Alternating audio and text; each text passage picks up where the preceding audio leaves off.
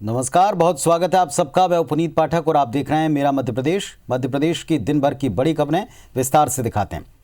बड़ी खबर जबलपुर से। विक्टोरिया अस्पताल में घोर लापरवाही की तस्वीरें दिखी। अस्पताल परिसर में बच्चे की मौत हो गई। पेट दर्द से तड़पते हुए बच्चे ने दम तोड़ दिया।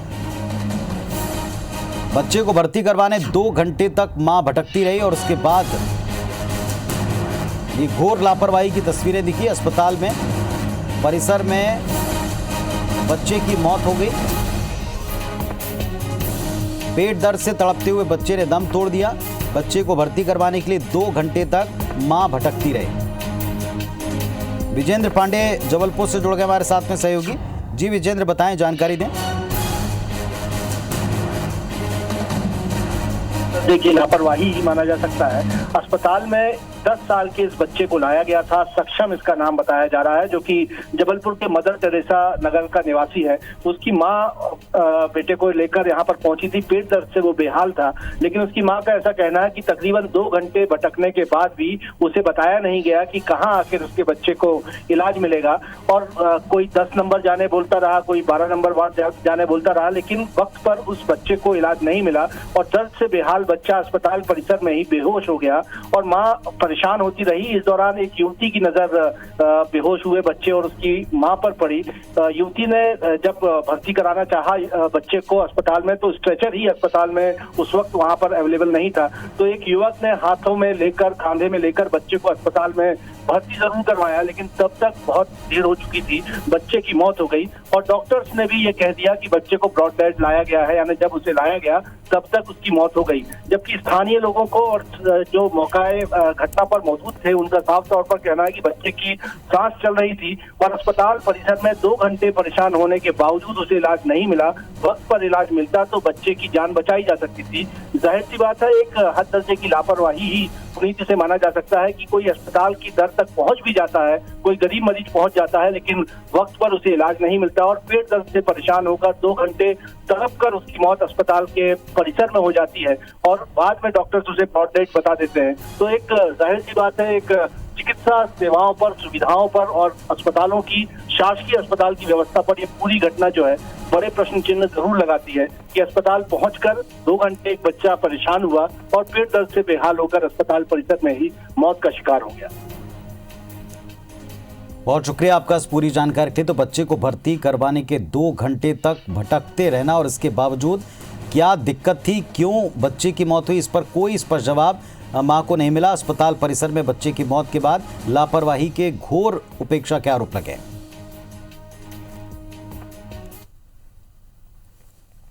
भोपाल में राम मंदिर के लिए फर्जी रसीद कट्टे से पैसे जमा करने के आरोप में पुलिस ने एक शख्स को गिरफ्तार किया। मंगलवार को कांतिलाल भूरिया के बयान के बाद आरोपी मनीष की गिरफ्तारी ने प्रदेश की सियासत को और गरमा दिया। बीजेपी ने अवैध वसूली को लेकर कांग्रेस पर आरोप लगाए। इस पर अब कांग्रेस ने भी पलटवार किया। कांग्रेस ने कहा कि अगर सरकार के पास कोई सबूत है तो फिर कार्रवाई क्यों नहीं करती।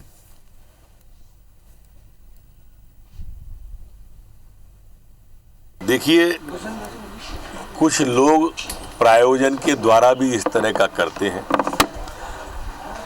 अच्छे काम को बदनाम करने की भी साजिश रहती है इन लोगों की और इसलिए संस्था को आगे आना पर एक पुनीत कार्य हो रहा है। प्रार्थना ही कर सकते हैं कि कृपा करें, इस पुनीत कार्य को पुनीत ही रहने दें। इस तरह के जो लोग फर्जी तरीके से रसीद छपवाकर अनर्गल कार्य कर रहे हैं, वो कहीं ना कहीं कांग्रेस का षड्यंत्र है। चाहे वो दिग्विजय सिंह जी हों, शशि थरूर जी हों, चिदम्बरम जी हों या कांतिलाल भूरिया जी जैसे नेता हों, वो लगातार राम मंदिर निर्माण के जन जागरण को रोकना चाहते हैं और इसीलिए वो इस तरह की हरकतें भी कर रहे हैं जिससे कि ये पूरा अभियान बदनाम हो। भारतीय जनता पार्टी पहले भी 1400 करोड़ का चंदा घोटाला कर चुकी है। भारतीय जनता पार्टी के लोग इसी प्रकार से मुंह में राम और बगल में छुरी वाली जो कहावत होती है, वही हमेशा अपनाने का काम करते हैं। जनता के पैसे को उगाही करके विधायक खरीद फरोख्त में लगाने का काम करते हैं। सरकार में बैठे हैं, वो मंत्री हैं।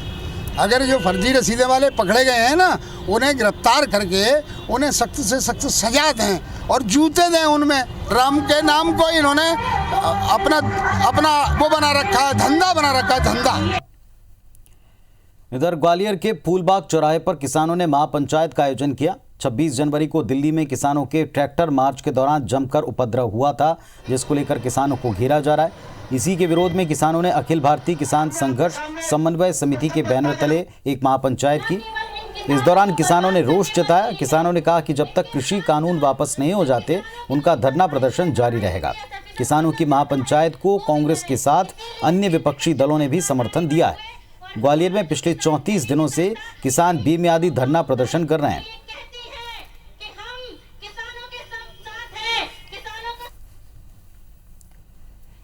किसान आंदोलन को लेकर मध्य प्रदेश के गृह मंत्री नरोत्तम मिश्रा ने कांग्रेस को निशाने पर लिया। नरोत्तम मिश्रा ने कहा कि कांग्रेस किसानों से सरकार की वार्ता में कील ठोकने का काम कर रही है। किसान आंदोलन के नाम पर कांग्रेस अपने अस्तित्व को बचा रही है। मंत्री नरोत्तम मिश्रा ने नकली दवाओं के मामले में लोगों से अपील की कि जानकारी मिलने पर संबंधित थाने में शिकायत दर्ज कराएं। नरोत्तम मिश्रा ने राम मंदिर के लिए चंदे के नाम पर अवैध वसूली को लेकर कहा कि गड़बड़ी करने वालों पर कड़ी कार्रवाई की जाएगी।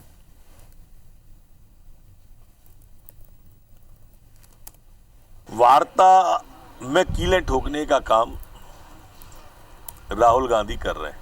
दरअसल कांग्रेस अपने अस्तित्व बचाने की लड़ाई लड़ रही है। दूसरे के आंदोलन में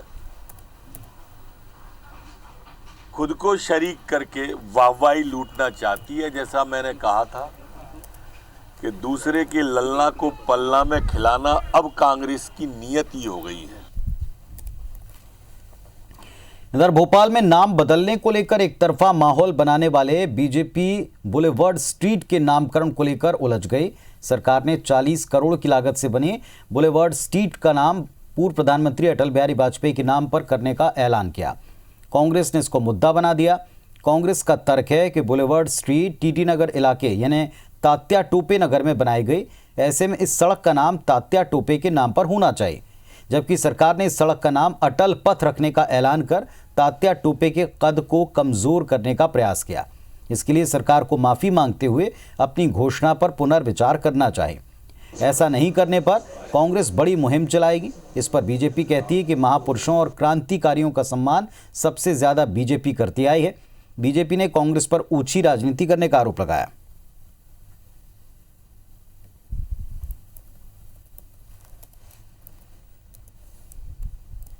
अरे जब टीटी नगर तात्या टोपे नगर के अंदर आपका सड़क का उद्घाटन हो रहा है तो आप उसको अटल पथ नाम कैसे रख रहे हैं?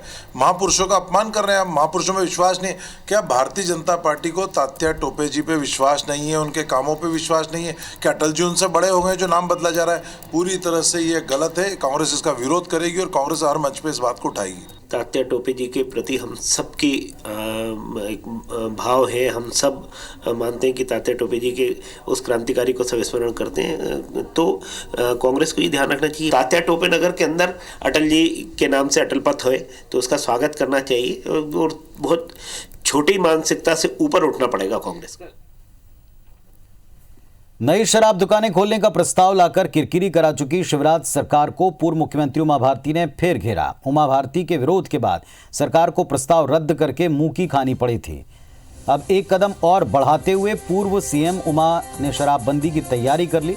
उन्होंने कहा कि 8 मार्च को महिला दिवस के अवसर पर शराबबंदी अभियान शुरू कर देंगी। मध्य प्रदेश की बेटी खुशबू इसकी प्लानिंग कर रही है। ये किस तरह का होगा, इसकी जानकारी अगले 5 दिन में सबके सामने होगी।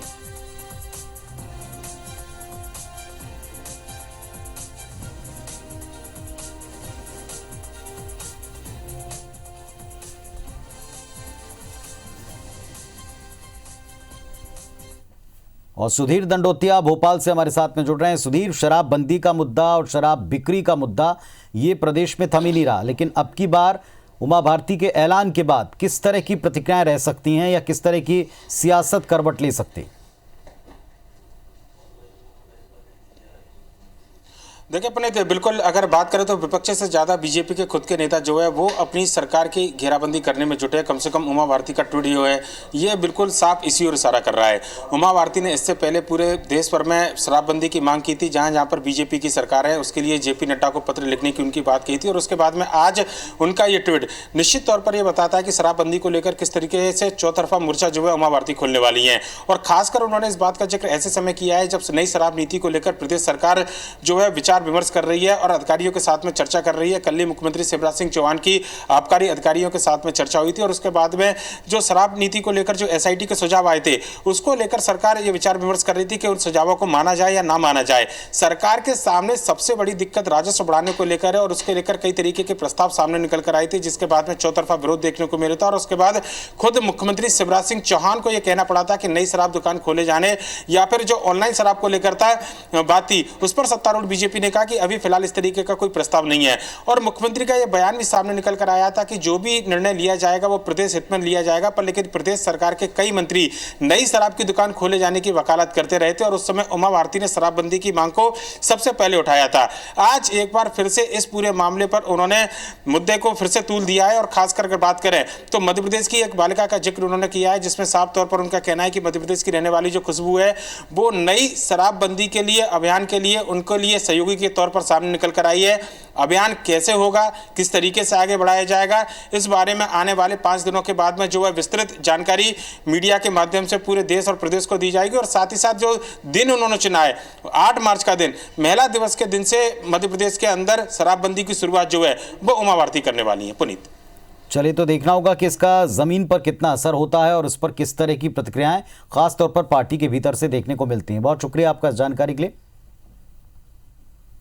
मुख्यमंत्री शिवराज सिंह चौहान की मंत्रियों से चाय पर चर्चा का दौर जारी है, और इस कड़ी में आज मुख्यमंत्री ने नगरीय विकास एवं आवास मंत्री भूपेंद्र सिंह के साथ चाय पर चर्चा की। इस दौरान मंत्री भूपेंद्र सिंह ने बताया कि प्रदेश के नगरों के विकास और सौंदर्यीकरण के कार्य लगातार चल रहे हैं, आगे भी चलते रहेंगे।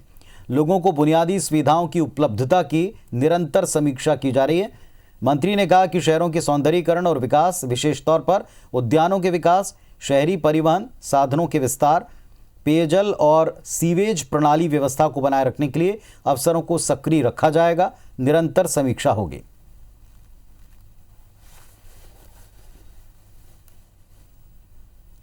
केन बेतवा लिंक परियोजना से पानी के बंटवारे पर मध्य प्रदेश और उत्तर प्रदेश के बीच विवाद को लेकर जल संसाधन मंत्री तुलसी सिलावट जल्दी ही केंद्रीय मंत्री गजेंद्र सिंह से मुलाकात करेंगे।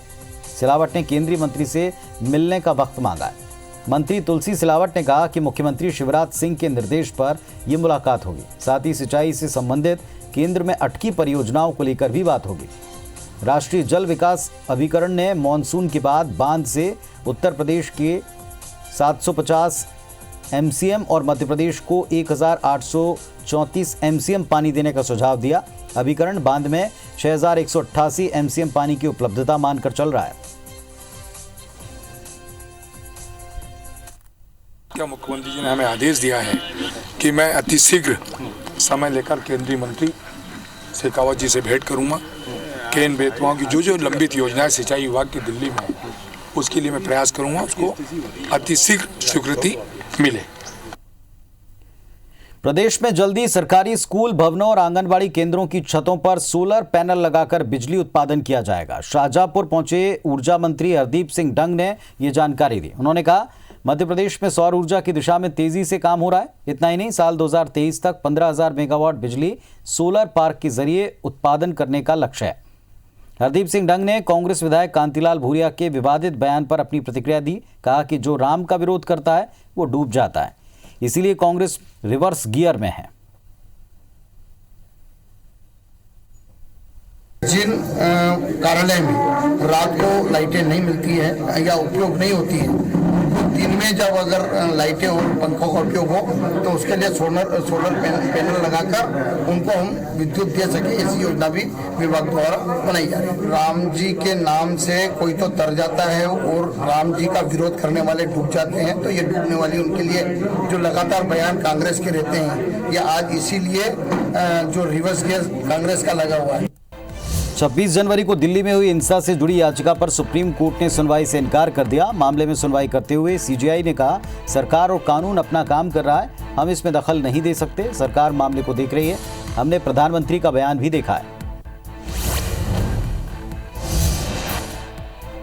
बेंगलुरु में एरो इंडिया शो में रक्षा मंत्री राजनाथ सिंह ने कहा कि मेरा मानना है कि एरो इंडिया 2021 निवेश को बढ़ावा देगा, भारतीय कंपनियों का समर्थन करेगा, प्रौद्योगिकी के स्तर की सराहना और वृद्धि करेगा, देश के लिए आर्थिक विकास को बढ़ावा देगा। डोंगरगढ़ में किसानों के समर्थन में विधायक छन्नी साहू के नेतृत्व में ट्रैक्टर रैली निकाली गई, जिसमें बड़ी संख्या में कांग्रेस कार्यकर्ता और किसान शामिल हुए। ये रैली चुरिया से शुरू होकर ग्रामीण अंचलों से होते हुए 40 किलोमीटर की दूरी तय कर कुमरदा पहुंची। इस दौरान गांव में रैली का जोरदार स्वागत हुआ। वहीं विधायक छन्नी साहू ने किसान कानून को काला कानून बताया। मध्य प्रदेश में निकाय चुनाव के लिए कांग्रेस और बीजेपी प्रत्याशी चयन की प्रक्रिया में जुट चुकी है। राजधानी भोपाल में कांग्रेस ने मेयर पद के लिए 3 नामों का पैनल तैयार किया, जिसे अंतिम रूप देने के लिए कांग्रेस प्रदेश अध्यक्ष कमलनाथ, पूर्व सीएम दिग्विजय सिंह और पूर्व केंद्रीय मंत्री सुरेश पचौरी कांग्रेस के स्थानीय नेताओं से बात करेंगे। सागर की खुरई जेल में साप्ताहिक निरीक्षण के दौरान एक विचाराधीन बंदी ने महिला जेलर पर हमला कर दिया। हमले में जेलर की पीठ और पैर में चोट आई है। बंदी राकेश ने जेलर श्वेता मीणा को जान से मारने की धमकी दी। जेलर ने इसकी सूचना अपने उच्च अधिकारियों और एसडीएम खुरई को दी। खुरई थाने में रिपोर्ट दर्ज कराई। और चलिए अब IBS 24 की खास मुहिम की बात करते हैं।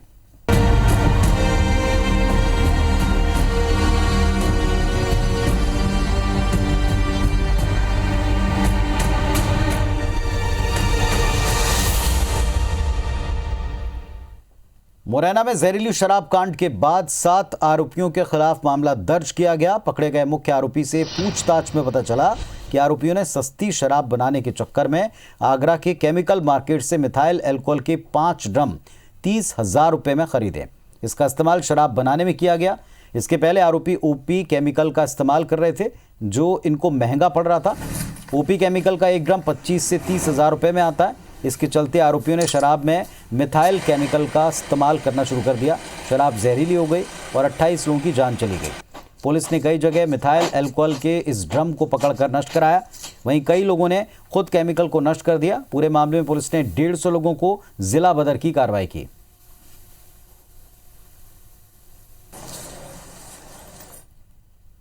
भोपाल पुलिस और आबकारी टीम ने बुधवार तड़के बैरसिया संभाग के तरावली पठार और करारिया गांव में अवैध देसी शराब बनाने वाले तस्करों के अड्डे पर दबिश दी। इस दौरान पुलिस और आबकारी टीम को देखकर तस्कर फरार हो गए। पुलिस ने यहां से भारी मात्रा में अवैध शराब बनाने का जखीरा जब्त किया। तस्करों ने जंगल के अंदर नालों के किनारे गड्ढे खोदकर ड्रम में अवैध शराब भरकर जमीन के अंदर छिपा रखी थी। पुलिस ने यहां से 21,000 किलो महुआ लहान, 530 लीटर हाथ से बनी हुई देसी शराब जब्त कर नष्ट की। पुलिस ने मामले में आबकारी एक्ट के तहत अलग अलग 10 प्रकरण दर्ज किए हैं।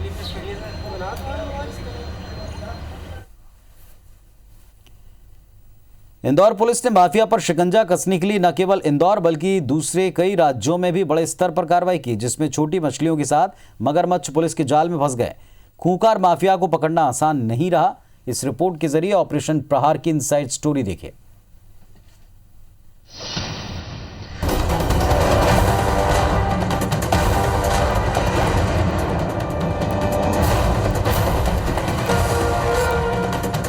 इंदौर में पकड़ाई करोड़ों की ड्रग्स का काला कारोबार, जिसका सबसे पहला कनेक्शन महाराष्ट्र, तो कुछ ही समय बाद राजस्थान, फिर गुजरात और फिर तेलंगाना। ये सभी वो राज्य हैं जहां ड्रग्स माफिया बड़ी मात्रा में अवैध नशे का सामान सप्लाई करते थे। 70 करोड़ की MDMA ड्रग्स मामले में पुलिस ने जब इन राज्यों से खूंखार आरोपियों को धर दबोचा तो हर किसी ने तारीफ की, मगर इन खतरनाक गैंग तक पहुंचना उतना भी आसान नहीं था।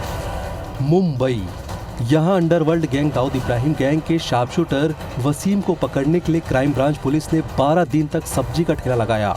वहीं मुंबई बम धमाके में शामिल रहे आयुब को पकड़ने के लिए पुलिस आर्थर रोड सिग्नल पर गाड़ी साफ करने और बच्चों के साथ छोटे सामान बेचने का काम किया। मुंबई से ही सरदार खान को पकड़ने के लिए पुलिस खुद ड्रग्स का खरीदार बनकर आरोपी तक पहुंची।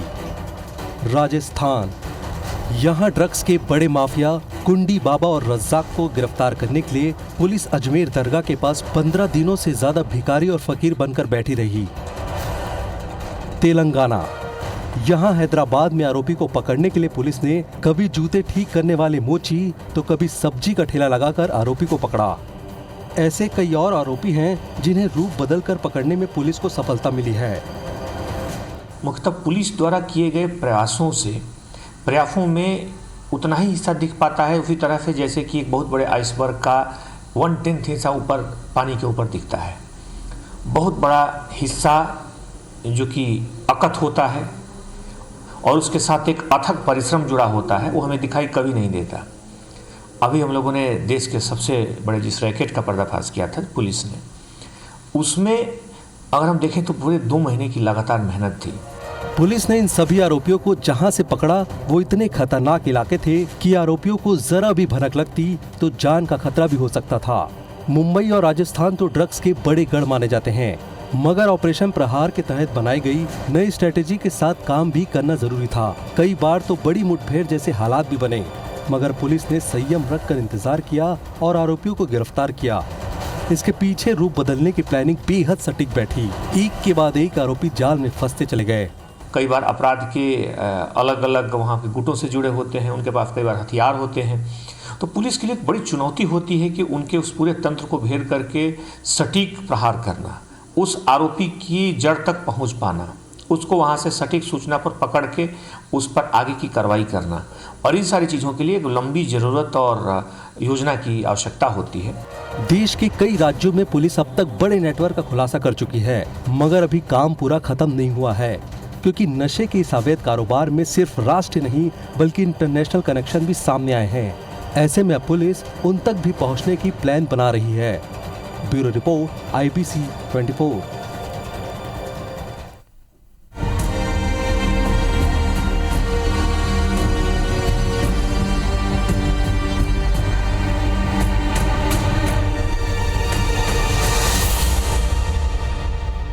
तो इस बुलेटिन में फिलहाल इतना ही। नमस्कार।